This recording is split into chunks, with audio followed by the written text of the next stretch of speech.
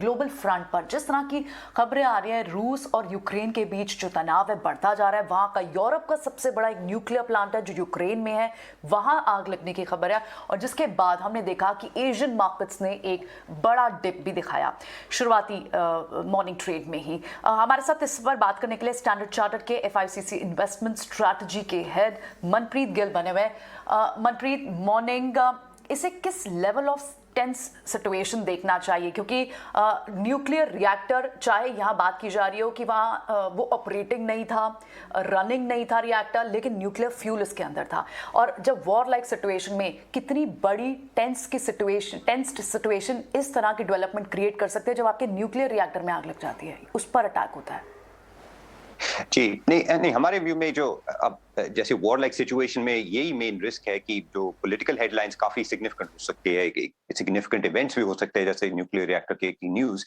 लेकिन जो मार्केट, जो बाजार के इन्वेस्टर्स के लिए सबसे इंपॉर्टेंट चीज है कि सेपरेट करना कौन सी हेडलाइन पॉलिटिकली इंपॉर्टेंट है लेकिन बाजार के लिए नहीं, और कौन सी हेडलाइन बाजार के लिए सबसे इंपॉर्टेंट है।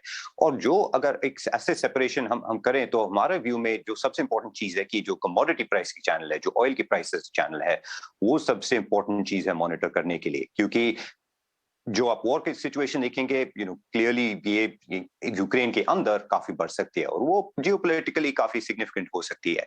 लेकिन मार्केट के साइड में मेन क्वेश्चन ये है कि क्या वो ऑलरेडी प्राइस में है, क्या वो प्राइस में है, जैसे WTI प्राइसेस, ऑयल प्राइसेस अब $110 बैरल के हैं, या यहाँ से सिचुएशन और खराब हो सकती है। वो सबसे इंपॉर्टेंट चीज है। जो हमारा बेस सिनारियो है कि अब काफी स्ट्रेस, काफी अमेरिकी सैंक्शंस अब प्राइस में है। अगर यहाँ से और टेंशन ना बढ़े तो शायद मार्केट यहाँ पे थोड़ा सा पॉज ले लें।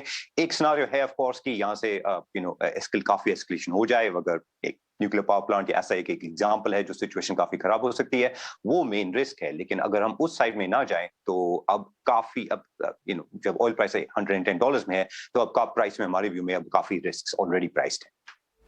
बिल्कुल मनप्रीत, गुड मॉर्निंग। अमानसी दिस साइड, बहुत सही ऑब्जर्वेशन आपने बताया। जियोपॉलिटिकल कंसर्न्स तो हैं ही, लेकिन इसी के साथ साथ हमारे लिए क्या कुछ पॉजिटिव है या फिर क्या कुछ है जिसे ज़्यादा काम का समझा जा सकता है, उस पर नज़र ज़रूर रखनी चाहिए। कमोडिटी मार्केट, कमोडिटी प्राइजेस की आपने बात की, एलिवेटेड एक्शन हमने ऑयल प्राइजेस में देखा, लेकिन वहाँ से अब क्रूड का उबाल जो है थमता हुआ दिख रहा है। लेकिन बुलियन मार्केट, उस पर भी एक बार आपका आउटलुक हम जानना चाहेंगे। बेस मेटल्स की चाल पर आपको अब क्या आउटलुक है ये हम जानना चाहेंगे, क्योंकि बुलियन मार्केट अब भी वहाँ पर तेज़ी का दौर जो है जारी है, चाहे ग्लोबल मार्केट्स देखें या फिर डोमेस्टिक मार्केट्स। गोल्ड सिल्वर के रेट्स जो हैं वहाँ पर लगातार बढ़त ही देखी जा रही है। नहीं, गोल्ड हमारे एक प्रेफर्ड एसेट्स के ग्रुप में है। हमारे व्यू में जब आज इन्वेस्टर्स का मेन चैलेंज है कि जो शॉर्ट टर्म आउटलुक अगले कुछ 2 से 4 हफ्ते, 1-2 महीने के, वो काफी कॉन्ट्रास्ट कर रहा है जो लॉन्ग टर्म या 6 से 12 महीने का आउटलुक में।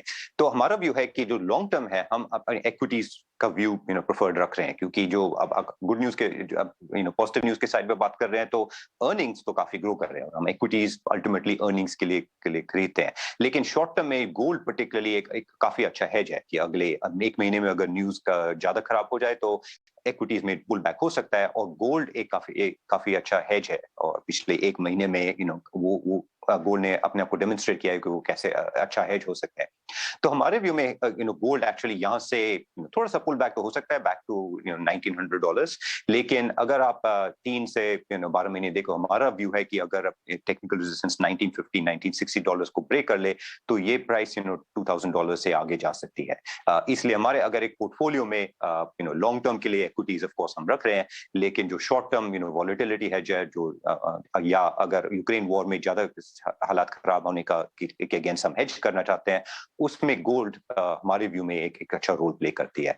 बाकी कमोडिटी प्राइसेस ऑफ कोर्स ज्यादा स्ट्रेस आ रहा है जो उस कमोडिटीज में जहां रशिया एक की एक्सपोर्टर है, लेकिन वहां हमने सिचुएशन देखनी है, क्योंकि ये एक एग्जांपल है जहां दोनों रशिया और वेस्ट में इंसेंटिव है कि जो एक्सपोर्ट्स चैनल है वो खुला रखें, और अब तक सैंक्शंस ने कमोडिटी एक्सपोर्ट स्पेसिफिकली पे रिस्ट्रिक्शंस नहीं लगाई है। लेकिन ये एक की सॉर्ट मैटर है जो अच्छे सिनारियो या खराब सिनारियो में हमें ले जा सकती है। Right. Good morning Manpreet, Ajay here. Manpreet, आपका अजम्पशन फुल ईयर के लिए क्रूड ऑयल का क्या है? बिकॉज मैं इसलिए पूछ रहा हूं क्योंकि हम बहुत सारे स्ट्रेटेजिस्ट से बात कर रहे हैं और सम ऑफ देम से कि इवन इफ क्रूड $150 चला गया से 2 महीने के लिए, तो भी फुल ईयर का एवरेज $90 ही आएगा, 85, 90, 95 के आसपास, विच इज इंडिया के ऊपर बहुत ज़्यादा एक्चुअल इफेक्ट 20-25 बिलियन डॉलर का आएगा, जो इंडिया अफोर्ड कर सकता है क्राइसिस के नाम पे। सो एक्चुअली रिस्क जिस हिसाब से परसीव हो रहे हैं, they are actually way bigger than जो एक्चुअल नंबर्स का इम्पैक्ट है। आपका क्या व्यू है इस पे? नहीं, हमारा व्यू है कि जब ऑयल का ईयर एंड का फोकस हम एक्चुअली $80 से कम एक्सपेक्ट कर रहे हैं WTI में। और रीजन ये है कि अभी आप जो प्रेशर ऑयल प्राइस पे देख रहे हैं, इसमें दो की ड्राइवर्स हैं। एक तो जियोपॉलिटिकल रिस्क प्रीमियम जो कहते हैं, क्योंकि यूक्रेन में ऑब्वियसली ये वॉर लाइक सिचुएशन हो रही है, और ये डर है कि रशियन एक्सपोर्ट्स कितना रिस्ट्रिक्ट हो सकते हैं। तो लेकिन हिस्टोरिकली हमें मालूम है कि ये जियोपॉलिटिकल जो रिस्क प्रीमियम है, जो प्राइसेस को बढ़ाते हैं, ये यूजुअली टेम्परेरी होते हैं, अनलेस जो एक्सपोर्ट रिस्ट्रिक्शन है वो परमानेंट हो जाए। दूसरी चीज है कि ये जो वॉर लाइक इवेंट्स एक उसी टाइम में आ रहे हैं जब ऑयल मार्केट में डिमांड सप्लाई बैलेंस काफी टाइट है, क्योंकि पिछले 6 महीने में जो डिमांड का साइड सिचुएशन है वो काफी अनयूजुअली स्ट्रांग है, स्पेशली क्योंकि यूएस में स्टिमुलस के रीजन से। और दूसरे साइड जो ओपेक प्रोड्यूसर्स हैं, सप्लाई बढ़ रही है लेकिन बहुत स्लो एंड स्टेडी पेस पे। तो अगर आप तो अभी हमारी व्यू में अगले 1-2-3 महीने में अपसेट ऑयल पे प्रेशर ज्यादा है, लेकिन अगर आप 2022 के सेकेंड हाफ में देखिए, हमारे व्यू में पूरे साल में अगर ये वॉर लाइक सिचुएशन जो कंसर्न है कि रशिया के एक्सपोर्ट्स कट हो सकती है, वो थोड़ी कम हो जाएंगी, मार्केट में सप्लाई ग्रेजुअली बढ़ेगा, और जो स्टिमुलस के रैशनल पे जो डिमांड अनयूजुअली हाई है वो थोड़ा सा प्रेशर कम हो सकता है। तो हमारा व्यू है कि ऑयल प्राइस अगले 1 से 3 महीने में एलिवेटेड रह सकते हैं, एवरेज प्राइसेस क्लोजर टू $100, लेकिन साल के सेकेंड हाफ में हमारा व्यू है कि ऑयल प्राइसेस कम हो जाएंगे। यही पॉइंट मैं आपसे निकलवाना चाह रहा था। मनप्रीत जी, बहुत बहुत धन्यवाद। एक लास्ट क्विक वर्ड, आपको लग रहा है नेक्स्ट 1 वीक में ईरान डील आ जाएगी, क्योंकि उससे काफी सप्लाई सिस्टम में आने की उम्मीद है? नहीं, काफी इंपॉर्टेंट पॉइंट है, लेकिन उसमें व्यू फॉर्म करना मुश्किल है। व्हाट आई एग्री विद इज कि अब इस टाइम पर्टिकुलरली में दोनों साइड में काफी इंसेंटिव्स हैं एक डील अचीव करने के लिए, लेकिन हमने काफी बार पहले देखा है कि एक deal sort of deadline announce हो रही है, टॉक्स बढ़ रहे हैं, लेकिन कंक्लूजन तक नहीं पहुंचे। तो एक इंपॉर्टेंट चीज है वॉच करने के लिए ऑयल मार्केट के पर्टिकुलर, लेकिन इसमें स्पेसिफिक टाइमिंग या वेदर डील रीच होगी, उसमें व्यू फॉर्म करना I wouldn't count on it as an investor. Right. I'll introduce them and take. Right. Manpreet, बहुत बहुत धन्यवाद। आपके इनपुट्स बहुत ही इंटरेस्टिंग और बहुत ही वेल राउंडेड व्यू देते हैं आप मैक्रो और माइक्रोस पे। Have a great day ahead.